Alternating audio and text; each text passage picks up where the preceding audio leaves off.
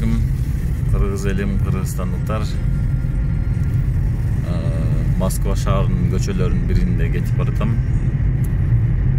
Бизге белгилүү болгондой, населенный пункт, то есть шаардын ичинде освещение бар жерде ближний менен жүрүү керек. Населенный пункт ичинде эле да, ошо шаарлардын ичинде. Мындайларда болсо дальний күйүүсү болот, бирок встречныйды байкаш керек да, встречныйды кашайтып ийбеш керек да, көздөрүнчү. Мисалы 150 метр, минимум 150 метр.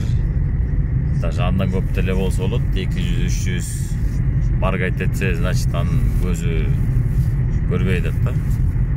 Ближнийге өткөр деп. Дагы бир случай болот, аркасынан кетип баратканда деле. Бирөөнүн артынан кетип баратканда деле аварийка күйүүсү коюшу мүмкүн. Дальнийиңди өчүр деп ушундай случайлар көп болот да. Анан дворлордо азыр дворлордун ичин тарта кетем.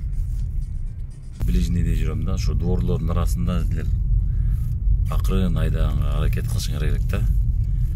Анан көбүнчө мындай дальний менен жүргөн жакшы да, дворлордун арасында. Мен эми кишилер көрсөңөр ближнийге өткөргөн жакшыраак го, бирок дальний деген не деген сөз ушул пересеченияларды айтам да.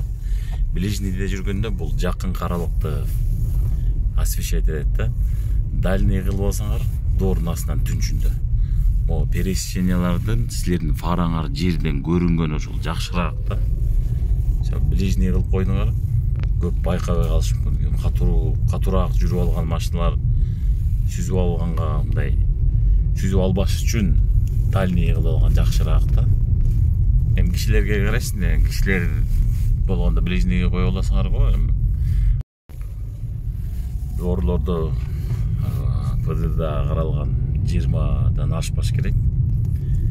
Эми кээ бир жерлерден 20га чейин дагы жүргөнгө туура келет. Анткени подъезддер түбүндө ар кандай ситуация болот, машиналар парковка бар.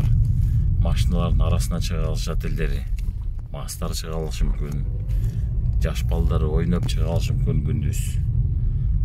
Доорлордон мындай